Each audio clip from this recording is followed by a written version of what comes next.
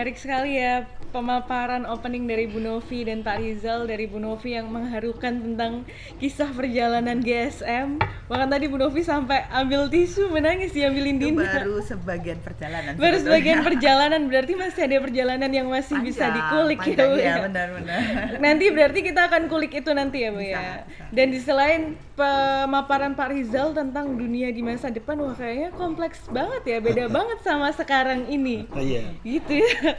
banget. Banget ya. Bahkan sampai diulang. Oke, nah dari apa yang disampaikan Pak Rizal dan Bu Novi ini tadi tuh saya jadi tertarik nih. GSM itu kan seringkali disampaikan oleh Bu Novi dan Pak Rizal itu sebagai platform perubahan ya. Nah, terus di sisi lain di sini ada komunitas, teman-teman komunitas baik dari guru, siswa, kepala sekolah, orang tua, bahkan mahasiswa. Nah, kenapa sih harus ada itu semua di dalam komunitas GSM itu? Mungkin saya nambahin ya, nanti Pak Rizal bisa mempertajam gitu. Jadi platform itu kan sebetulnya sebuah template itu apa ya? Sebuah tempat ya. Sebuah tempat untuk bisa diisi oleh semua pihak. Asal tempat itu harus mengandung prinsip-prinsip. Jadi sebetulnya GSM itu kenapa kok platform, dan itu platformnya sebetulnya memang untuk perubahan, tidak hanya perubahan di sekolah sebetulnya, tetapi ini adalah untuk perubahan society. Kalau tadi masyarakat yang lebih luas. Jadi kalau tadi Pak Rizal sudah mengemukakan perubahan era ke depan yang tadi Fiska bilang sangat complicated, itu kan sebetulnya tidak hanya tugas sekolah gitu ya, tidak hanya tugas Bapak Ibu guru, tapi ini benar-benar tugas satu kampung gitu. Semuanya dari mulai orang tua, guru, anak muda dan sebagainya. Nah, untuk kesana kalau di psikologi gitu ya, atau di engineering lah, untuk kesana kan kita butuh strategi atau stepping stone gitu ya. Nah, stepping stone itu kan juga harus diwadahi oleh value atau nilai-nilai. Jadi ternyata Bapak Ibu, perubahan terbesar itu akan bisa dilakukan ketika kita itu sebetulnya tidak cukup hanya punya dana, punya tenaga, punya fasilitas. Nggak cukup kalau era sekarang. Perubahan besar itu bisa kita lakukan kalau engine utamanya itu adalah nilai-nilai. Nah, sebetulnya itu yang dibangun oleh GSM. GSM itu platform yang mengandung nilai-nilai dan prinsip-prinsip agar itu bisa dilakukan oleh semua pihak dan diisi oleh semua pihak. Nah, kalau ditanya terus platformnya GSM itu yang bisa dilakukan oleh baik orang tua, guru, anak-anak itu apa? Platformnya untuk membentuk society baru itu adalah kita menciptakan ekosistem baru. Ekosistem baru yang kita namakan sekolah menyenangkan. Tapi kalau di rumah sebetulnya bisa diganti rumah menyenangkan. Kalau di kuliah bahkan mahasiswa saya kalau habis kuliah saya, Bu, ini kuliah menyenangkan. Jadi platform menyenangkan itu, kemarin saya ingat, saya naik gokar. Bu Novi mau kemana nih? Ke gerakan sekolah menyenangkan. Itu supir gokarnya bilang gini, namanya kok bagus sekali ya Bu. Terus saya bilang, memberikan aura kebahagiaan ya Pak. Terus dia bilang, iya Bu, ini bagus sekali, ini apa? Nah, memang Bapak Ibu perlu diketahui bahwa platform nama itu kita dapatkan sebetulnya dari anak-anak. Anak-anak. Betul.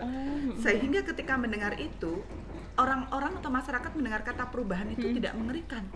Coba kalau kita mendengar kita platform perubahan disrupsi society. Disrupsi itu apa ya Pak? Disrupsi itu merusak. Wah, nggak jadi deh. Saya nggak jadi berubah kalau harus merusak gitu ya. Padahal tidak ada perubahan yang nggak merusak. Pak, perubahan itu dia harus mendisrup gitu. Tapi gimana caranya ya perubahannya menyenangkan. Nah, oleh karena itu platformnya kita buat prinsip-prinsipnya kita buat sederhana gitu ya.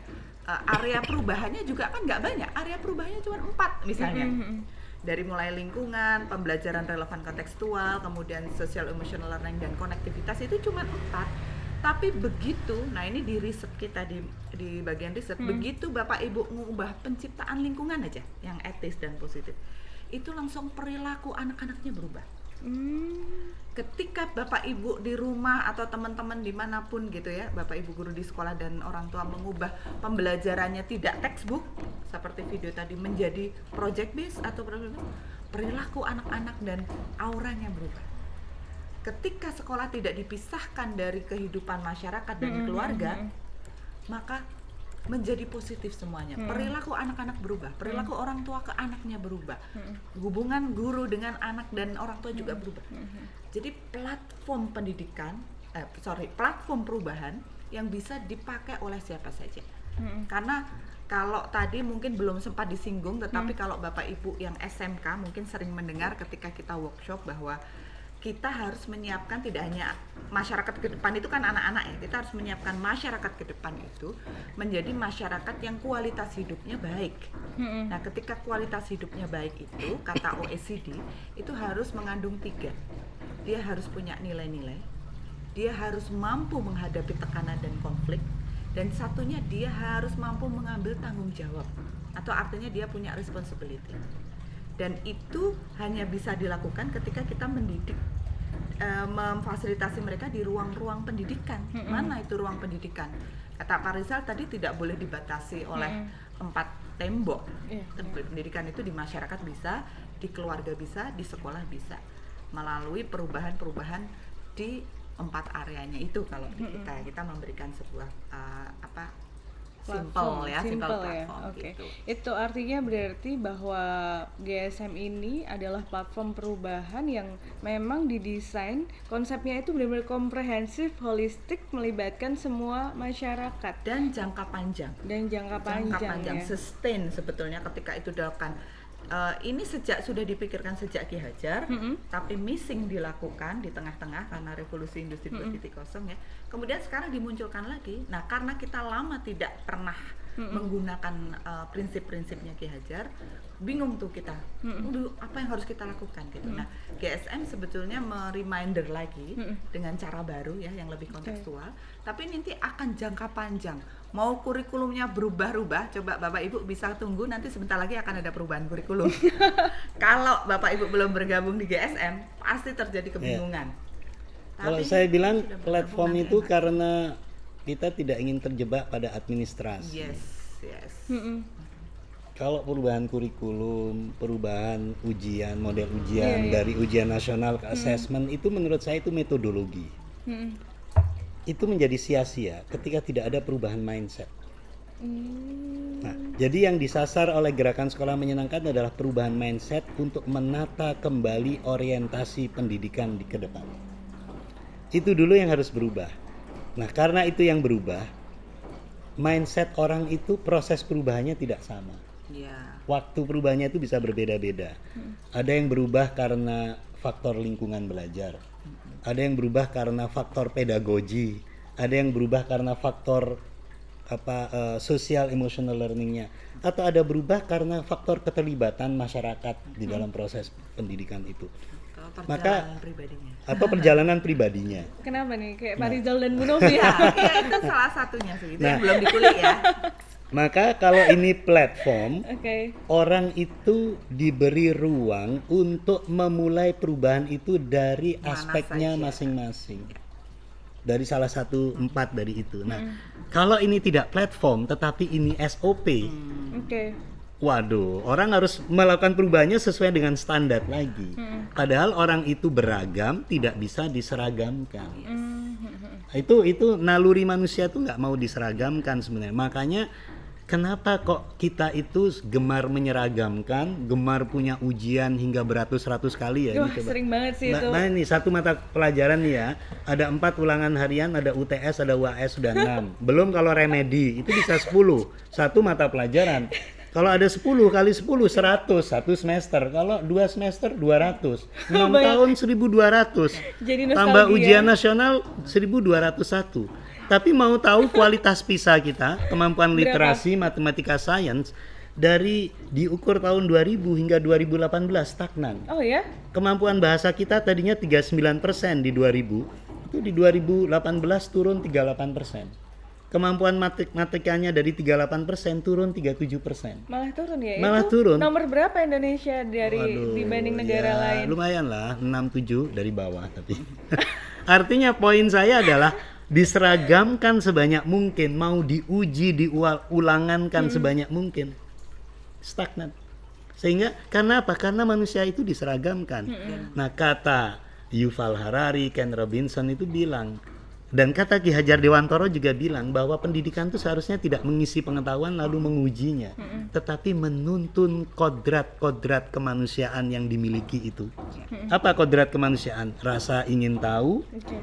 imajinasi, dan talenta yang beragam itu dituntun untuk ditemukan menjadi versi terbaiknya agar anak-anak itu selamat, dia bahagia, dan dia memberi dampak pada orang lain dan alam sekitarnya. Nah, ini kenapa kok GSM lebih menjadi platform untuk memberikan ruang kemerdekaan dan kebebasan bagi setiap orang yang mau berubah, bisa berubah dengan cara dan jalannya sendiri-sendiri.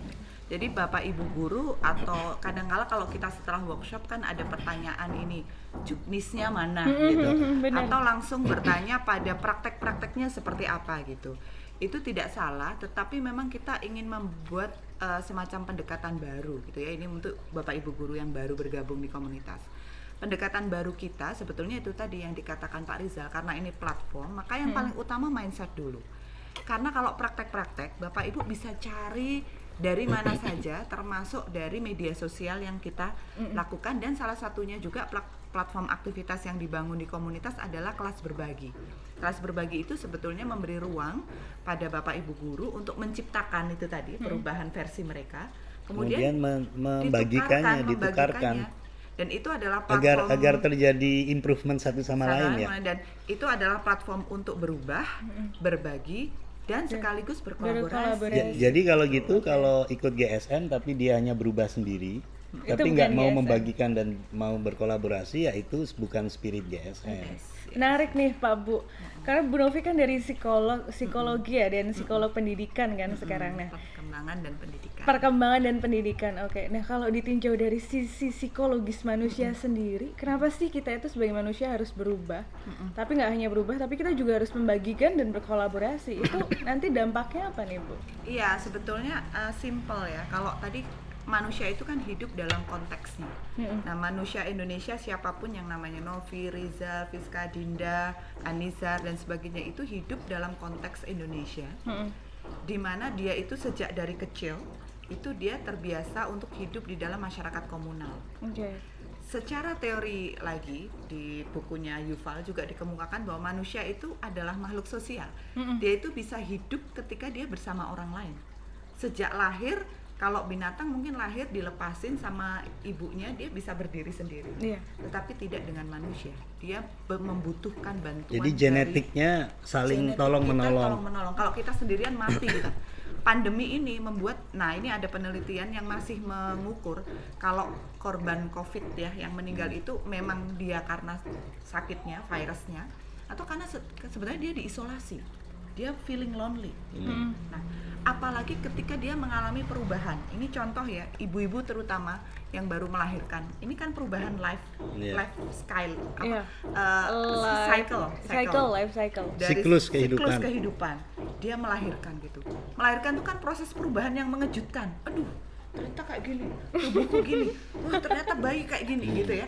Itu bayangkan kalau kita tidak ditemani oleh orang-orang terdekat. Support system yang membantu, oh begini loh ngerawat bayi, oh aku bantu mandiin, oh gini kalau kamu mau merawat tubuhmu, kesehatanmu setelah melahirkan. Nah, sebetulnya itu yang dialami di Gerakan Sekolah Menyenangkan. Ketika guru-guru ini mengalami workshop, hari pertama itu biasanya ada luka-luka yang ditimbulkan. Perubahan mindset. Luka batin. Bahkan saya ingat dulu waktu kita workshop di Tangerang Raya itu ada beberapa guru yang mengatakan, kenapa saya pulang workshop GSM badan saya sakit semua. Kemudian saya bilang, itu berarti Bapak sedang belajar, sedang memproses. Karena perubahan itu pasti ada simptom dalam tubuh kita. Nah, simptom-simptom itu dimaknai sebagai kenormalan gitu ya. Tetapi kemudian harus segera disembuhkan dan disupport system. Nah, support system yang dilakukan GSM karena kodratnya tadi adalah makhluk sosial dan harus komunal, maka dia harus diwadahi dalam sebuah komunitas.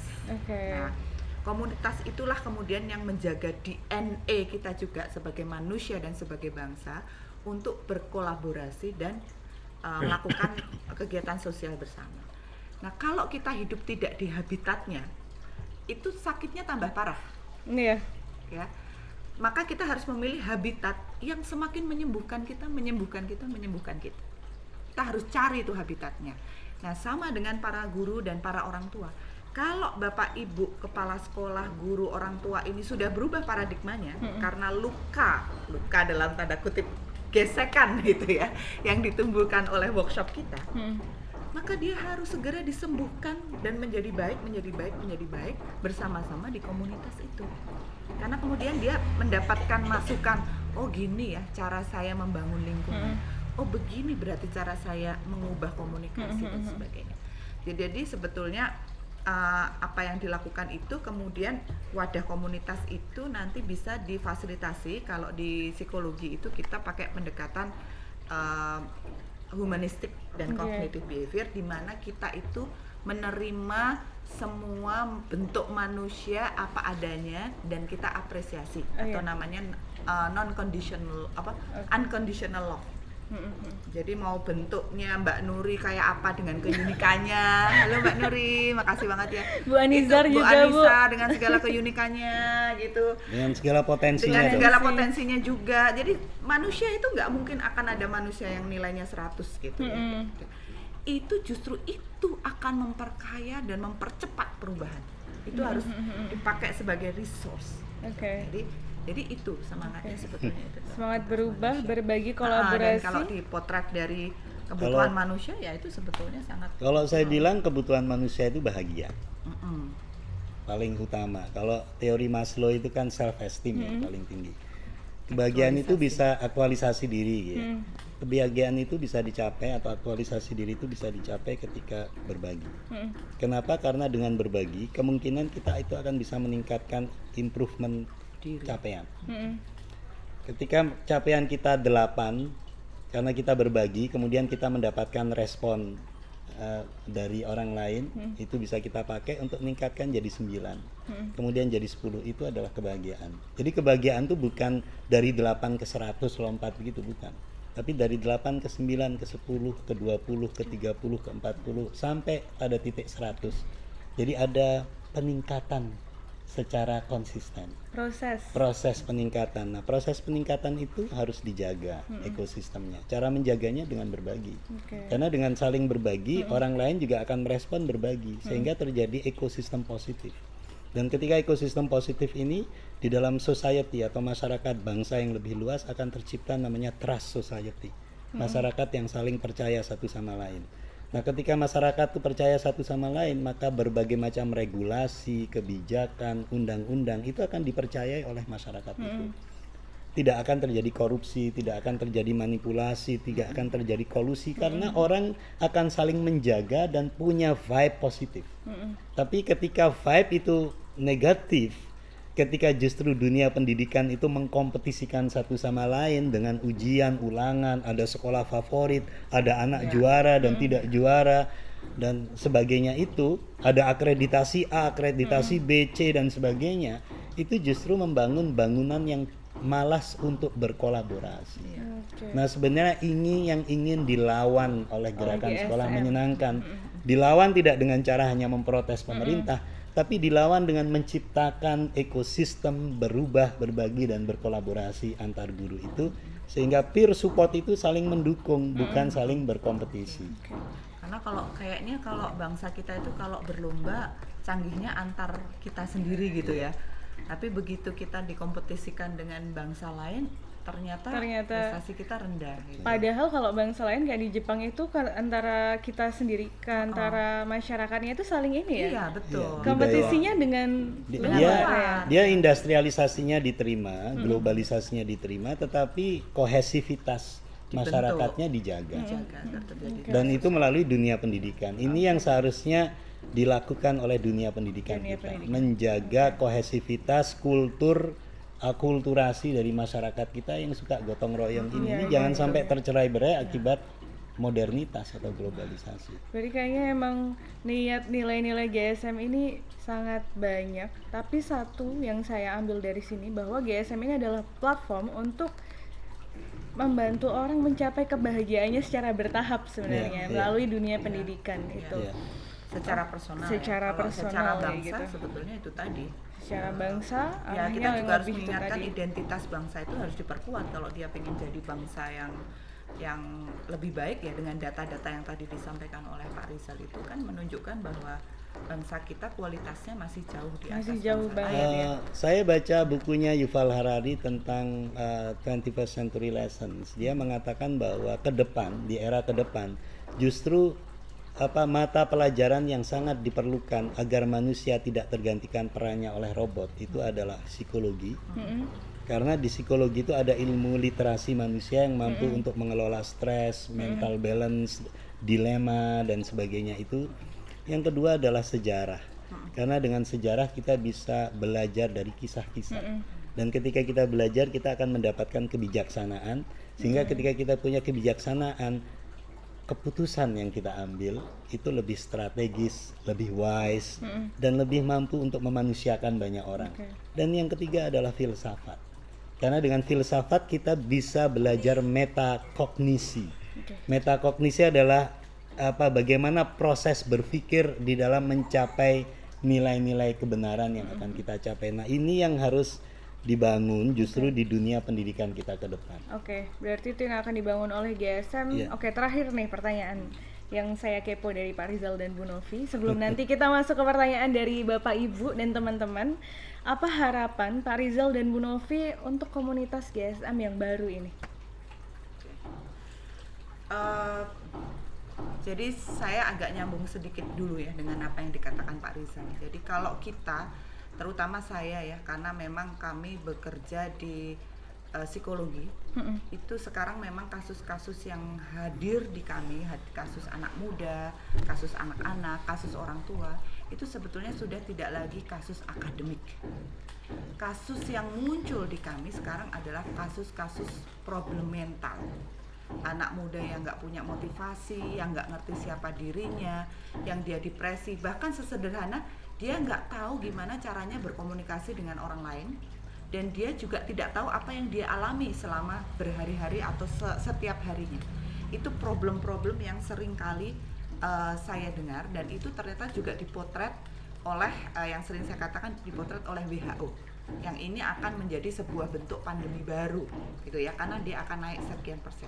Ketika itu tidak pernah kita sembuhkan, ketika itu tidak pernah kita beri perhatian dan menjadi isu pendidikan, maka tidak usah lagi bicara tentang penumbuhan karakter. Kita juga tidak bisa lagi bicara tentang economic growth. Karena produktivitas itu dibentuk dari orang-orang yang bahagia. Orang-orang yang tidak bahagia tidak akan bisa produktif dan menghasilkan sebuah pemikiran untuk kebaikan. Maka seharusnya memang pendidikan itu sekarang arahnya itu untuk perbaikan kualitas manusia atau well-being.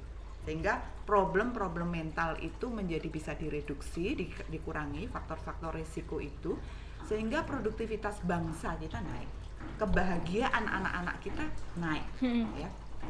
Nah, untuk itu maka diperlukan sekali lagi kerja bersama. Kerja bersama. Yang paling penting adalah kami berharap sebetulnya kita hanya menginginkan atau membutuhkan orang-orang yang istiqomah di bangsa ini. Istiqomah dengan keyakinannya, dengan cara pikirnya, bahwa pendidikan itu sebetulnya tentang bagaimana kita memanusiakan manusia, tentang bagaimana kita itu selalu mengingat bahwa ini tujuannya untuk membuat dia tetap menjadi manusia dengan 3 kodratnya itu, rasa ingin tahu, kreativitas, dan perbedaan itu, diversity, atau dia justru merusak kemanusiaan. Nah, dan jangan khawatir karena memang menjadi berubah itu butuh proses, butuh waktu. Dan istiqomah itu kan ada kaitannya dengan keimanan ya, menjaga keimanan, dan keimanan itu memang butuh teman. Bayangkan kalau Bapak Ibu mau diet, mau hidup sehat, tetapi bergaulnya dengan orang-orang yang makannya banyak, yang hobinya kuliner, dia pasti akan susah sekali. Benar sehingga banget. Kami hanya berharap Bapak Ibu bisa mempunyai keluarga baru, gitu ya, keluarga baru untuk menjadi tempat support satu sama lain, dengan cara kita mengubah mulai dari diri kita sendiri. Kemudian membagikan, jangan ragu, karena kalau Bapak Ibu membagikan itu tidak pernah kami nilai atau tidak pernah kami kompetisikan. Oh, itu yang paling bagus berbaginya, tidak pernah. berbagi itu harus kita maknai sebagai salah satu bentuk improvement diri, pengembangan diri, dan juga katanya ibadah juga kan ya, Iya, membagikan benar. sesuatu. Karena dengan membagikan itu sebenarnya kita mendapatkan lagi. Bentar, Yang Bu. terakhir, Mohon maaf untuk peserta yang belum di-mute, boleh di-mute dulu atau tolong admin untuk meng-mute dulu.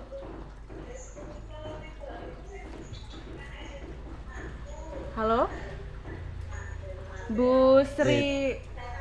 Itu udah di unmute tapi kok masih tetap. Justru malah dari adminnya Pak. Mohon tolong untuk admin ada. kok malah kita yang di kok kita yang di mute ya? Apakah sudah di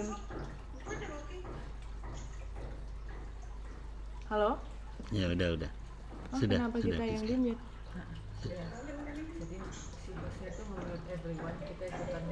Tapi kok dia malah nggak ke-mute ya? Oke. Bocor ya. Bocor ya? Oke. Makasih Bu Anizar. Mohon maaf tadi sempat terpotong. Oke. Kita lanjutkan Bu Novi yang terakhir tadi ya Pak Bu. Ya, saya Semoga kira nggak itu lupa. saja tadi kan saya ingin mengatakan bahwa harapan kami Bapak Ibu guru semua dan juga orang tua, teman-teman adik-adik remaja bisa menggunakan platform komunitas gerakan sekolah menyenangkan ini untuk apa ya namanya mencoba beristiqomah gitu ya Yeah. terhadap keyakinannya untuk selalu berbagi, berkolaborasi. Dan selalu juga saya katakan bahwa itu tadi sebetulnya kita tidak akan mungkin bisa mengubah sesuatu yang besar karena kalau kapal perubahan itu kan besar ya, kita tidak mungkin bisa lakukan sendiri, kita harus bareng-bareng. Dengan bareng-bareng energi kita bisa lebih ringan dan kita lebih bahagia, lebih menyenangkan dalam melakukan perubahan. Iya. GSM dan komunitas GSM adalah keluarga kita bersama ya Bu ya. Ya, kita sebetulnya jadi keluarga, menjadi bangsa yang saling percaya satu sama lain. Kok saya terharu. Mau ada tisu? Itu lagi. Kalau dari Pak Rizal? Saya harapkan ini bisa menjadi kesempatan bagi Bapak Ibu untuk mengubah cara pandang kita tentang dunia pendidikan di masa depan. Bahwa anak-anak kita itu harus punya ruang otonomi yang lebih. Bahwa anak-anak kita itu harus diberi kesempatan untuk bisa memiliki pilihan-pilihannya sendiri. Jadi peran kita sebagai guru, sebagai orang tua itu justru seperti Ki Hajar memfasilitasi agar anak-anak kita itu senang dan sukacita di dalam proses belajarnya, baik itu di sekolah dan di rumah. Yang kedua, kita bisa saling belajar nanti di gerakan ini untuk menjadi guru yang bukan hanya mengisi dan mencekoi pengetahuan, tetapi lebih menjadi guru yang memberikan ruang bagi anak-anaknya untuk menemukan solusi-solusi dan jalan kehidupnya sendiri. Dan yang ketiga, tidak hanya guru yang ingin menuntaskan kurikulum saja, ya itu penting, tetapi ketika kurikulumnya berubah kan perilakunya nanti akan berubah. Tetapi menjadi guru yang lebih fokus untuk melatih anak-anaknya untuk berpikir dan bernalar. Dan itu semua nggak bisa terjadi kalau tidak ada di dalam ekosistem yang menyenangkan. Kata Ki Hajar Dewantoro, sekolah itu harus menjadi taman. Ketika menjadi taman, maka setiap orang akan bisa menjadi dirinya sendiri. Dan kemudian setiap orang akan bisa melakukan terhadap aktivitas-aktivitasnya sendiri, tetapi tetap berada di dalam koridor taman. Nah, makanya harapan kita nanti, mindset yang baru ini akan mendorong Bapak Ibu guru, orang tua untuk punya perilaku yang baru di dalam mendidik dan mengajar anak-anak kita. Termasuk anak muda. Termasuk anak muda juga punya perilaku yang baru, bahwa ketika mereka hidup di era yang sangat addicted dan sangat memberikan instan gratifikasi ini, mereka masih punya ruang untuk melambatkan kehidupannya dan belajar untuk memiliki daya juang. Belajar untuk tidak cepat stres dan belajar untuk bisa bekerja sama secara interaktif, tidak secara digital. Nah, kalau ini terjadi, harapan saya kita akan punya masyarakat yang produktif. Kenapa? Karena saya harus sampaikan kepada Bapak Ibu guru, ICOR kita, incremental capital growth ratio kita itu sekarang naik 6,5. Itu artinya apa?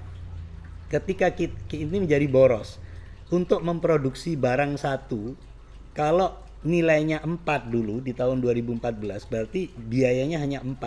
tapi sekarang biayanya itu jadi 6,5, berarti boros. Lebih mahal. Maka investor tidak akan datang ke kita. Belum lagi kita bicara korupsi, belum lagi bicara macam-macam itu. Maka kita tidak perlu menunggu. Kita harus menyambut perubahan ini. We need to taking benefit di sini, dan kita yang harus bisa memandu dan menyupiri masa depan kita sendiri dengan cara bekerja bersama-sama. Dan teknologi digital itu akan bisa membantu kita. Ekosistem sekarang akan membantu kita untuk menjadi lebih berdaya, bekerja sama, dan kemudian kita nanti akan bisa melahirkan sekolah-sekolah yang dicintai oleh anak-anak didik kita ke depan. Mungkin itu harapan saya. Berarti harapan Satu sebelum ketinggalan, saya jadi ingat karena ini komunitasnya kan macam-macam ya, macam-macam dan sebagainya.